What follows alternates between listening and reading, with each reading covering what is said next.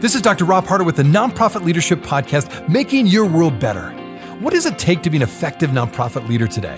What are the biggest challenges? What are the biggest obstacles? How should nonprofits fundraise in an economy that is constantly changing? All of these reasons combined led me to start this show.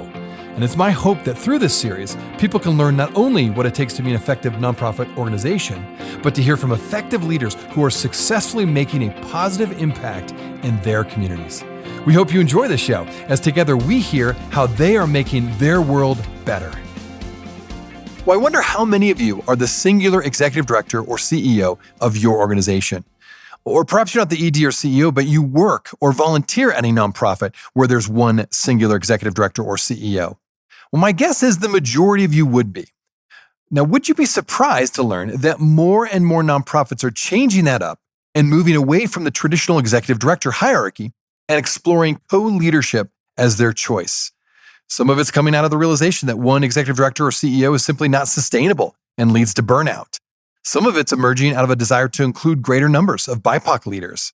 Well, on the show today are Brooke, McKenna, and Naomi Spence. They're the co-executive directors at the Hunger Coalition. The Hunger Coalition is a nonprofit organization serving Blaine County, Idaho, which is where the Sun Valley Ski Resort is located. Well, they just recently moved into this model and are learning how to do this co-leadership as they go. But they will tell you that this has absolutely transformed their organization. In fact, I will start out my interview today asking them a bit more about what they do and the food insecurity questions specifically, because they provide a nonprofit that serves and addresses the hunger relief for that area. But then after I ask them a few questions about the context of where they're working, then I'll dive into the question of leadership, or specifically co-leadership at their nonprofit and how it's working for them. Enjoy today's show.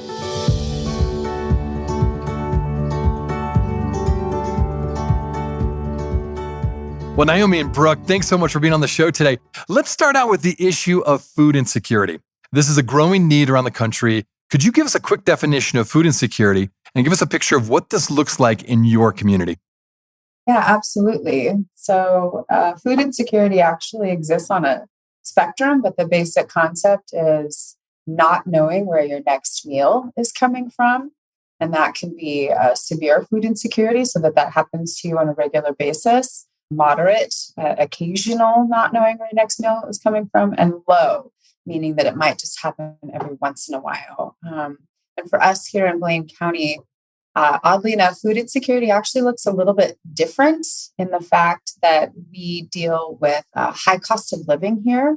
So in larger urban areas, it might be that more traditional idea of true hunger that might go along with homelessness or traditional poverty, where in Blaine County, people may be living well above the national standard of the poverty line, but experiencing food insecurity due to our incredibly high cost of food. The last time we looked, and we still are in the top 10 most expensive counties in the nation for food costs. And that really challenges our families. That's huge. Absolutely. What would you add, Naomi? Yeah, I think there's that traditional image of food insecurity or people who are hungry, and that looks really different here in Blaine County, and that's sort of a struggle that we've had to sort of paint a different picture for folks of what hunger looks like if they can't see it, or they don't have the image that they had in their head doesn't match what the image of our community members who are struggling are. They have a hard time understanding that it's real. But food insecurity is definitely in our community mostly hitting the working population. So working poor, people who are working as many hours as they can in a day, and still they cannot afford adequate food for their family. And so it's a different image than one that many people who are not familiar or don't live or have not experienced or felt food insecurity to understand. That's so interesting you mentioned that, because I live in Park City. As you know, we collaborate in terms of through the Mountain Town Coalition. Why do you think it's hard for people to fully grasp the fact that so many people right here in the U.S. and certainly there in Blaine County, here in Park City in Utah, why is it so hard for them to understand? There are a lot of people struggling with food insecurity and hunger right now today. You know, Brooke and I were actually talking about this yesterday, but it is so hard for people to grasp something that does not affect them in any way. They don't see it. there's no visual, they're not feeling it. It is not a struggle for them. And if you're not close enough to food insecurity, you can't understand what it truly means for somebody to go through that. I think people can kind of jump in and out and imagine if they were a mother that was not able to give their child a meal at dinner and they knew they were putting their kids to bed hungry, or they were having to substantially compromise the food they're giving their children. That's heart-wrenching, but they can quickly move away from that image because it's not real for them. And so what we have to do with the Hunger Coalition is constantly tell the story, constantly remind people of what this feels like for those who are experiencing it. And I think I hear more than anything from our donors is, I can't believe it's here. I don't see it. Where do these people live? All those comments of like just such a disconnect from the issues that we are seeing every day. Brooke and I live in this world here where we are meeting with and talking with and hearing from our community members who are struggling, and we can go a few miles up the road and it is just an incredibly different experience people are having. And why would they be connected to what we're connected to if it's not right in front of them all the time? So it's an endless struggle to keep people connected to the issue. And we're just always creatively trying to remind people and tell that story in a really profound, but also super respectful way of folks that are going through this. So it's kind of an endless juggle. Well said. Yeah. Brooke, what would you add to that? The only thing I would add to that is that it's really, I think the other struggle that people have in grasping the reality of is they continually, most people, I should say, who are so disconnected from food insecurity might continually say that people are struggling with food insecurity due to poor choices. We're constantly trying to help people overcome that understanding. They just think, oh, you don't have enough money left for groceries? Well, that's because you chose poorly. Is it your car? Is it your house? Is it because you go shopping for clothes? Like, where is it? Like, you should be sacrificing all of those things in order to afford groceries, when that isn't what's happening at all. It truly is, I make $400 a week. I have to pay for gas, for all of those other things, right? The house, the electricity, yada, yada. And that's that one piece of sort of dismissiveness that I constantly see in the narrative, especially in national media, that it must come down to people making really poor decisions, especially if they are working. And that's just not the reality. Well, I could so relate to that. We have people here in Park City and the greater area, Summit County and Wasatch County for us. And there are families that are choosing between, can I pay rent or can I feed my kids? Like, it's those real realities. And with the inflation right now, the way it is, and the price of everything, gas and food, which you alluded to, it's brutal. It really, really is difficult for people that are working families, as you mentioned. We have many people, sounds like you do too, that are working 1, 2, maybe 3 jobs. So they're working. It's just those jobs, the wages aren't high enough to keep up with the increase in cost. So you mentioned it's an ongoing struggle in a sense. It's an ongoing way of just communicating. What have you found to be some of the best ways to combat the misunderstanding around that? Have you done some creative things around that? Is it through social media? What have you done to really make sure that people are clear about this and you clear up the misconceptions? Maybe we'll go with Brooke first and then Naomi.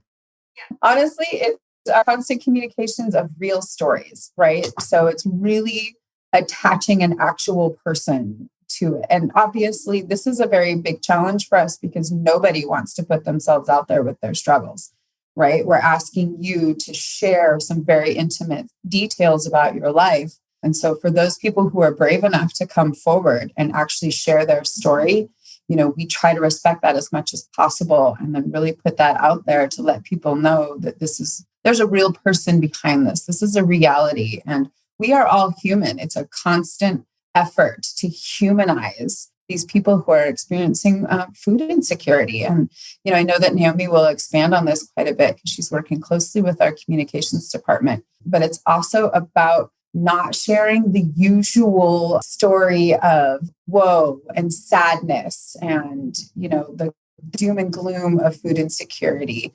And that's really been what the narrative has been for quite some time. And the reality is we need people to know that the families who are struggling with food insecurity are humans. They have ups, they have downs, there's positives, there's negatives, there's crisis isn't always happening. It's just things may be happening from the outside that create these situations. It's important for us to just keep hammering that point. Well said. Naomi, what would you add to that? Yeah, the two narratives we do everything we can to avoid are the really sad, pitiful stories that people love to use. And then also the bootstraps and the glory stories where somebody overcame this incredible hardship and now they're, really just thriving. Those two stories are really harmful. And they're two stories we used in the past often. And we learned the hard way that this was causing harm for folks. And so we're really trying to focus on that story where, people are doing everything they can and there's a system that is working against them. And there are things that are not in their control and that are constantly creating obstacles that not all community members have these obstacles. And that's something that is really important to say. And a lot of people don't want to hear about, it's easier for people not experiencing food insecurity to latch on to the bootstrap story, that success story or the sad story, because that's really far away from their reality or it's something that they love to celebrate.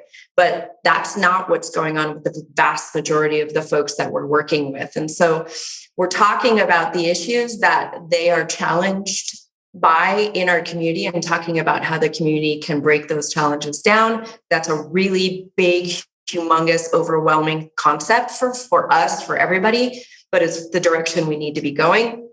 And then we also just need to remind not only the public, but the people we're working with, who are you beyond your crisis?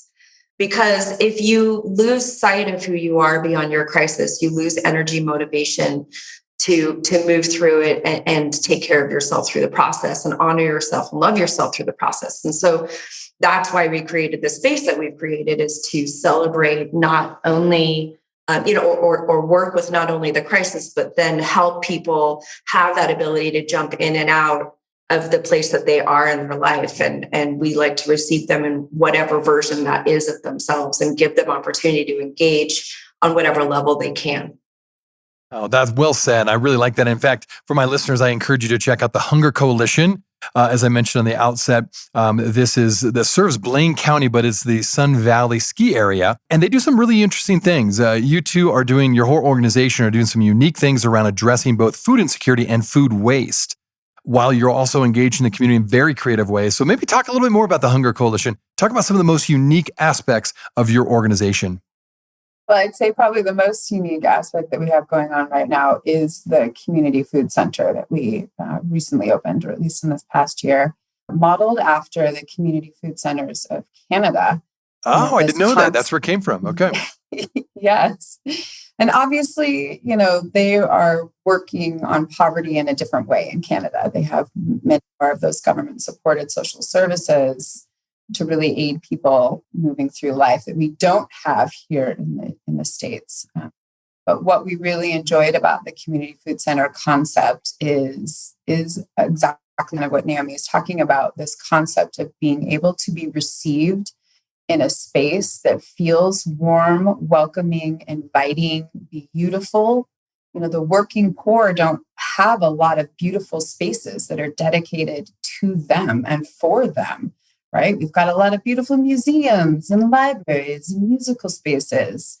Well, here we are trying to create a space that feels incredibly good for them to come in, sit down, share a meal with us, and share a little bit more about what's going on in their lives. And that helps us understand some patterns that might be going on in our community, which then might help us be able to bring some community organizers together to actually help us build solutions to those issues that are going on in our community. So that's really the difference that we have. We're not a traditional food pantry. We've really moved beyond that concept of that Band-Aid approach, right? 20 years under our belts now of pushing food out into our community, and we're still serving record numbers of people. So pushing the food out there isn't working. So it's got to be this bigger solution, and it's got to be more people working together to craft those solutions. It's so interesting you say that, because I can relate as I'm leading, two different food pantries. We talk about success would be at some level people not coming back to the food pantry eventually, right? They get in a high enough wage job, or they're able to get back on their feet, or whatever the situation is. And then they eventually move away from the food pantry. But ironically, we're having the same situation where we're seeing record numbers. Now, partly it's because I think probably your organization, our organization, hopefully we're being very effective in getting the word out, letting people know there is food available. And then right now, of course, we talked about earlier, cost of everything is so high. People really do need extra food, even if they have a good paying job. That really helps them offset some of the other costs. But I love how you're stepping back to say, something's not working. Let's look at it more comprehensively and let's look at it in a broader way. So Naomi, what else could you add to that in terms of how you're trying to approach it a little bit differently? Well, we're also really committed to making sure the people that we serve, we refer to them as our participants, are involved in the process. So when we built the community center, we did a slew of, over months and months, we did focus groups. We had different demographics. We had them come in and talk to us about the way that they would want the space to be used, what they would hope to get out of this space. So they helped us truly build the design of the space so that once we built it, they saw their feedback in 3D, right? They asked for a children's area. They wanted a certain color scheme, energy, vibe, the music, the food that we're giving out, the food that we're growing in our greenhouses. We are incredibly fortunate here to not only be a community food center that distributes emergency food, we also have a huge commercial kitchen. We have an area for young children. We have an area for teens. We have greenhouses that we're growing food year round. So we have taken all of the most extraordinary parts of the food system and community system and put them in one space. And that has been a vision we've had for almost 20 years, and we finally have been able to do it. You know, we understand and recognize we're really fortunate to be able to do that because we live in an area where the generosity and the people that live here are so dedicated to us. They are so committed to the work that we've been doing for these 20 years that when we say this is really what needs to happen, we get the support that we need to make it happen.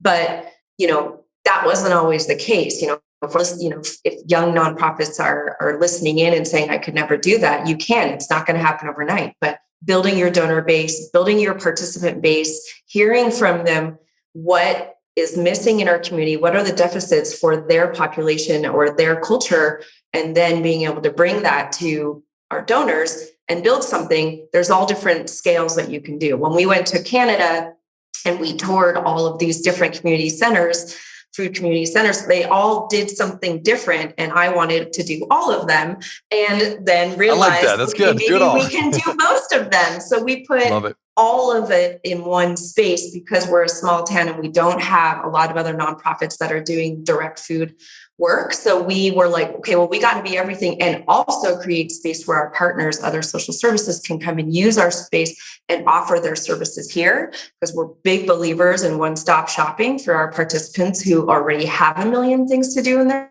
day.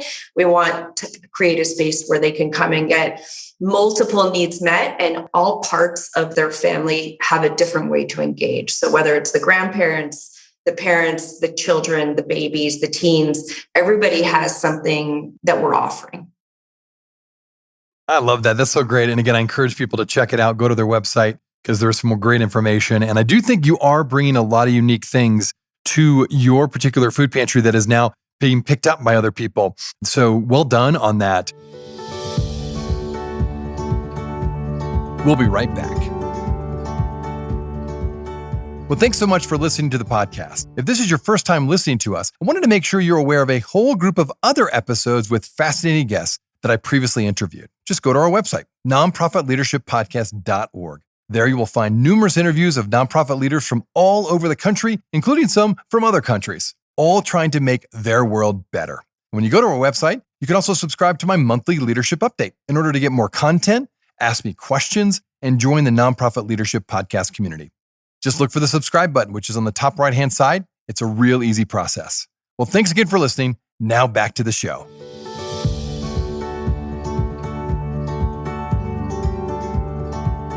Now, I do want to shift a little bit to leadership because there's a couple of things interesting. You both, of course, have key leadership positions in your organization. You've been there for a while. And here's the most unique thing in my mind. You two are both co-executive directors. Now, that's pretty rare to have co-executive directors. It's not unheard of course, but it's just rare. So talk about it. How is that working? How did your organization come to the conclusion that you needed a co-executive director versus just one? Well, first, we recognize that we are in a unique position in that Naomi and I have been working together for over a decade. So we've had a decade to figure out our working methods and collaborate our strengths and our weaknesses and how we overlap. So we recognize that in and of itself is special. But really, we have made a pointed effort, at least for probably the last 5 or so years, to adopt a distributed leadership model. So this is really this concept of no one person having ownership over everything. It really is, we want to make sure those people who are working at a coordinator, supervisor, manager level have input, have ownership over their own areas, and then work collaboratively with other program teams and all that kind of stuff. So hierarchy isn't something that feels good to us here. So there's really that. We've already been sort of moving in that direction. And having a lot of people, a lot of seats at the table and listening to a lot of voices for all of the things that we're trying to do as we move. And the other reality is that a single ED in a nonprofit arena just isn't sustainable anymore. That old model of working 60 to 80 hours a week, absolutely sacrificing all of your life to your organization, to your cause, isn't healthy. And it really isn't a good model for the organization to have this one person with all this power and all this knowledge.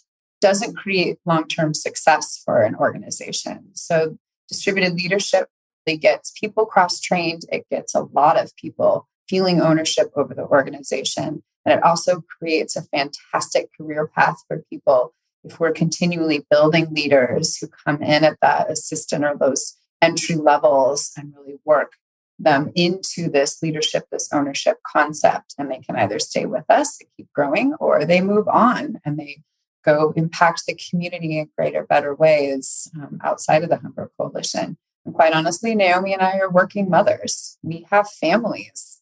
We don't have the ability or desire to dedicate the 60 to 80 hours a week. Naomi's shaking her head.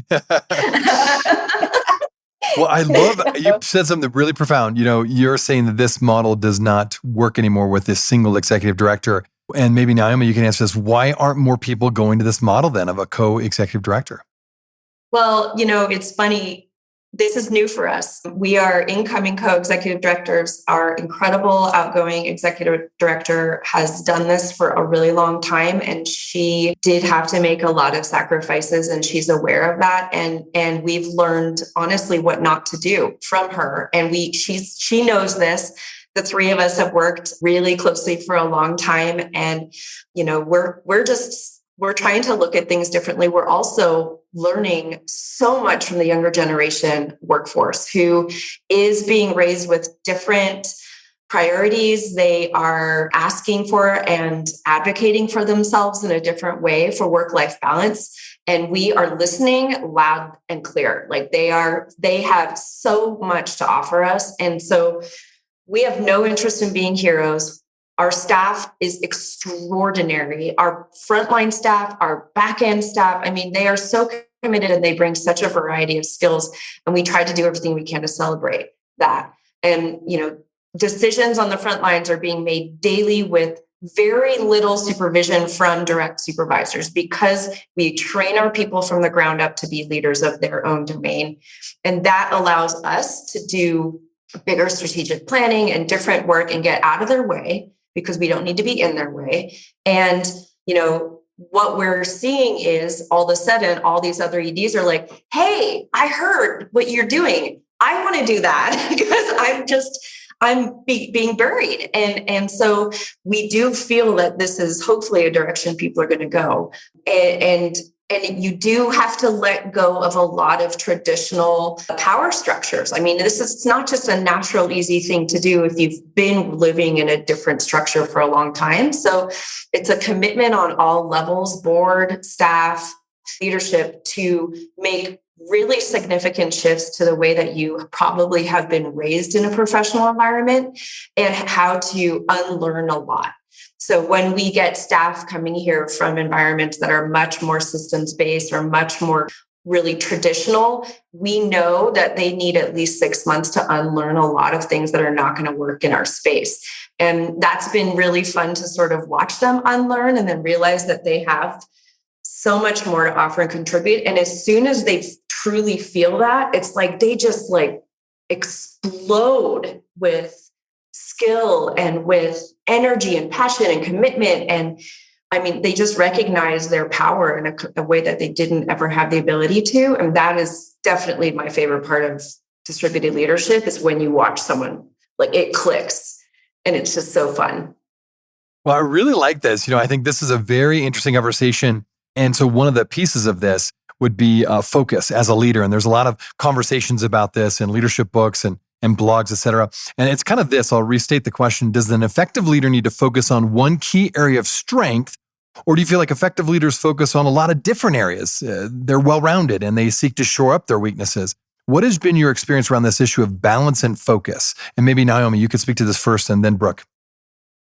Yeah, well, what I'll say to that is, Brooke and I as co-leaders are very intentionally, we complement each other and we don't both do everything. So I am frontline staff, people, programs. That is my magic. It's what I love to do, program development. And Brooke is incredibly skilled at financial operations, all of those things. And we can come together when collaboration needs to happen and decisions need to be made. We have really intense director meetings every single week with all of our directors. We have managers meetings. And so what we have done is we have then identified where are our deficits and who do we need to bring along with us. So we are really good at certain things, but we also are really good at building the right team around us to be well-rounded. I do think both of us have a lot of hats and we have a lot of ability to cross over. The cross training is extremely important on all levels of our organization. We have our fundraisers down in the warehouse if it's busy and they're packing boxes and they're checking people in, and vice versa. So cross training is incredibly crucial, but also there's no need for people to be competitive in their lane, because they know that this is where I'm the leader. This is where I specialize. And then I bring people in when I need to. And there's not a lot of ego there. So it's really nice to be able to know that this is your skill set, but be able to jump out of it when you need to so that you can support your peers. So it's a little bit of both, like what you're saying. We are all really well-rounded here on every level. From the farmers are also signing donation letters in the winter, right? Like, we really are moving things through so everybody can support each other. But people do have their specialty where they get to really dive deep and like build their craft and go deep in the area that is best suited for them. That's excellent. Brooke, what else would you add to that? And I want to add another question after you answer. Yeah, I think I would add that the way I sort of envision or feel about effective leadership really is kind of this concept of being able to wear a lot of hats, but choosing not to wear them all. It really is that idea of I understand and or have done absolutely everything that everybody else is doing here at some point. So I know it. I love it, right? I have a compassion for what my coworkers are doing. And I have some pride in what they're doing and I know how to do it, but I don't want to do it, right? It's that delegation and that sharing that's really important. And then also that ability to give direct feedback and guidance as needed, right? There's still an oversight function, but it isn't so much of a command or a domineering presence. It's a, hey, maybe think about doing that a little bit differently, right? Because it's still understanding and respecting people's ownership of their spaces, but also just giving them your gift of age, knowledge, experience, and just being like, hey, have you thought about this? I love that. Yeah. Okay, well, good. This is good because you're getting to the tension, I think, that every nonprofit feels every nonprofit leader specifically and every nonprofit staff to be specific, there is this sense that nonprofit leaders are really good at wearing lots of hats, partly because you have to be, right? Particularly if you're starting an organization, you're trying to grow that organization, you just have to wear a lot of hats. You don't have enough money, right, to hire for every single position. And it's really difficult to focus on one area. And then you've also brought up that it is important to have some cross training for just the strength of the organization. And yet I like what you both said, that after a while, though, you need to delegate and know what you're good at. So how have you gone about that when you've bumped into some situations where maybe someone thought they maybe were good at a certain area and you realize, no, that's probably not their best area. Let's help you move over here to this area. How did you find that right solution for them that fit what they're good at and what the organization needed? Well, that's so great. And I think it's not even what the right fit is. It's like where your passion lies. It's just more, I'm thinking instead of like what the deficit is like, what's the opportunity for our staff, which, our HR manager, she started as our warehouse coordinator. Like that's how wild our crossover has gotten. Like that is pretty wide. Yeah. So it's like, we bring our receptionist is now our community organizer. Like people come in at entry level, which we actually, most of our staff comes in at an entry level coordinator or assistant position because we believe very much in people building skills within the organization and learning our culture before taking on a lot of responsibility.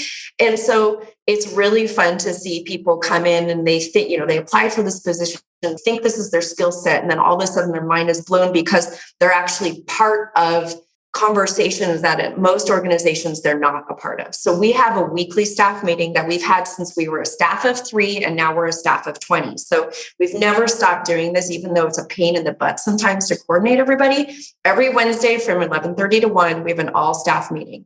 We bring lunch in and it is a working lunch and the conversations every week change, whether it's a full staff training on suicide ideation or whether it's personnel policy.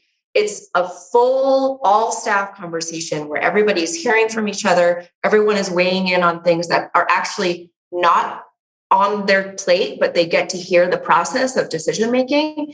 And what that has done for us is it's exposed our whole staff to different things that are going on that they never thought they would find interesting. So if we see that they might not be thriving in one area, we can have that conversation like, okay, I see this is tough for you. I see that you maybe are not feeling super inspired by this role. What might you be inspired in by that? What have you seen? Right. So it's kind of first starting with like, well, what is piquing your interest? And like, is that something that we feel we can invest in with you? Or are they not the right fit for the organization? Which is always that tough piece of like, okay, we pulled you in for this, but you are like jazzed about this. And we actually have a position open. Well, we're going to move you in that area. So it's really more you're not the right fit. It's like, you could be a rad fit here. It's just like moving people around and that has created a really well-rounded staff and people have found better leadership tracks for themselves than they originally envisioned for themselves. And then we also find out often that folks are not the right fit for the organization. As we're always saying, do we have the right people on the bus, right? Like you always have to make sure we have the right people on the bus. Our work is too important not to have the right people on the bus. And a lot of people, when they get here, they self-select out because we are working really, really hard. We don't work more than 40 hours a week, but what the 40 hours are really intense 40 hours. And so our staff, they understand it's not just a job, it's a movement that they're a part of. And if they're not interested in being a part of that movement, they quickly realize like they're going to move on. And so we're okay with that. You have to be okay with that. Boy, that's well said. I really like that. You just said something really profound, I think, that they're not just part of a job. This is part of a movement. If you're working here, I like that kind of language. I like how you cast that vision. I think a lot of nonprofits maybe start that way and then you kind of lose that. Either you lose the fire or you just get distracted or you get really busy and pulled in multiple directions. So maybe another question along those lines. What is more important in your mind, a well-rounded leader or a well-rounded organization? And maybe you could start Brooke and then Naomi. I don't necessarily feel those are mutually exclusive. I kind of feel like it requires a bit of both. Okay. Okay, good. You want to talk anymore? Share why you think that. Yeah, absolutely. And again, it kind of goes back to that concept of being able to wear multiple hats, be able to handle multiple things. In full transparency, yeah, we're trying to help people find where they're passionate, right? But we still have some basic nuts and bolts that always have to be done. And so it's really constantly about inspiring people and helping them feel engaged and connected to our bigger mission when they're doing something as mundane as answering the phones, right? So when we say it's important to be a well-rounded organization, that's part of it. It's part of making sure your receptionist, your admin people, those people who might not be doing the most glorious things, just putting boxes on a shelf on a regular basis, still have that connection to the bigger picture, the strategic planning, that can see that what they do contributes to some really big ideas, or that they're actually impacting individuals and families in such a positive way on a daily basis. So I would say that you need to be a well-rounded leader who can see that and guide in that direction and make sure that your organization is also well-rounded. Nice. Okay. Naomi, what would you add to that?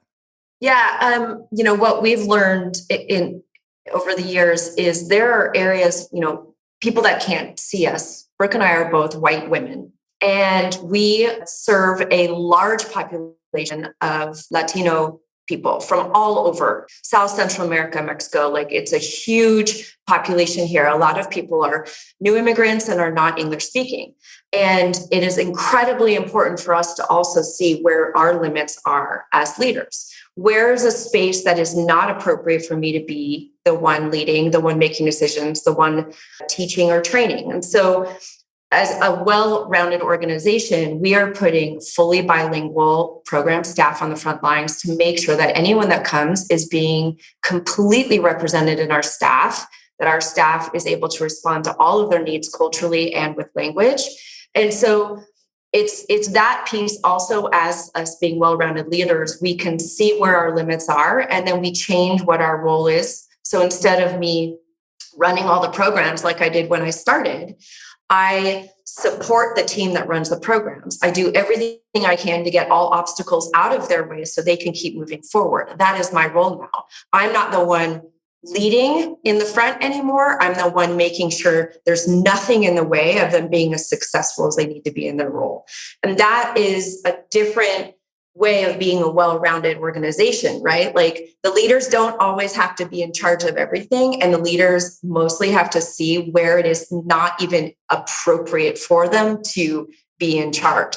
And there's a lot of people I know, partners and people in nonprofits, that their ego prevents them from saying that. And that's where I always am challenging folks to really look at, okay, where am I inserting myself where I shouldn't be inserting myself when it comes to the population that we're serving?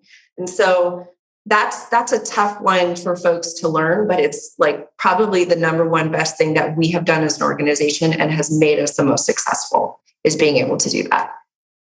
Well said. Again, thank you so much for sharing your insights today, and congratulations to your success. You've done a lot of good work and you're growing. So well done. I encourage my listeners to find out a little bit more information about you. So how can they do that? What's the best way for them to learn about the Hunger Coalition and perhaps learn about both of you? Sure. We have an amazing website, thehungercoalition.org. We also have a slew of videos. We make a really nice, well done video of storytelling every year. We have a YouTube channel, but I think you can see most of the videos through our website. And so we just really love collaborating and supporting other nonprofits, young or more established nonprofits. We love to share our knowledge. We have learned so much from so many other nonprofits. And I wanted to say, one of our heroes in distributed leadership and co-director leadership, RVC, they're in Seattle, and they have an amazing blog where we listen to them and read every word they put out because they're so helpful. And we can share all of that, but just look at our website, reach out to us. We're incredibly friendly. A lot of people ask us for all of our stuff on our kids programs, our Bloom truck, our farming, our community kitchen, all of the different things we love to share. Awesome. All right, good. Brooke, you want to add anything last? I would add, sign up for our newsletter. Nice. Yeah, good idea. Communications, woman is she has such a beautiful way of expressing our message on a constant basis and sharing our stories. And we try to be as transparent as possible with what's going on with us. And so she does a wonderful job of really putting out there what's going on with us on a regular basis. And RVC is Rooted in Vibrant Communities. They are an amazing organization. I just wanted to add that. Oh, thank you for clarifying that for sure. We'll make sure that's a link in the show notes. Well, again, Naomi and Brooke, thanks so much for being on the show today. Thanks for sharing your insights and appreciate all you do. Thanks, Rob. Hey, friends. Well, I wanted you to know that this podcast can be found on iTunes, Spotify, Amazon, Google Podcasts, and wherever you listen to other podcasts. I also want to encourage you to like, subscribe, and share this podcast with others. This will actually help us get this great content out to more nonprofit leaders just like you. You can also join the Nonprofit Leadership Podcast community. Find other resources and interviews of past guests all on my website, nonprofitleadershippodcast.org. Well, thanks again for listening. And until next time, keep making your world better.